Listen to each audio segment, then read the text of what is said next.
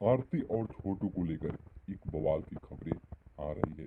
आपको बता दें कि आरती का जो है कि बहुत सारे जो है कि ऐसे फोटो वायरल हो रहा है जो बिल्कुल फर्जी है। आपको बता दें कि यहाँ पर ऊपर में जो देखे होंगे वो भी फोटो जो है कि मैं कहीं से लिया हूँ, वो भी फोटो जो है बिल्कुल फर्जी है। यहाँ पर बताया जा रहा है कि आरती जो है कि छोटू के भाई मोनू से शादी कर ले, लेकिन ये बिल्कुल गलत है। यहाँ पर जो है कि अफवाह फैलाकर और आरती के परिवार वालों को जो है कि गुमराह किया जा रहा है। इससे बचे। आपको बता दें कि अभी ये मामला जो है कोर्ट में गई है।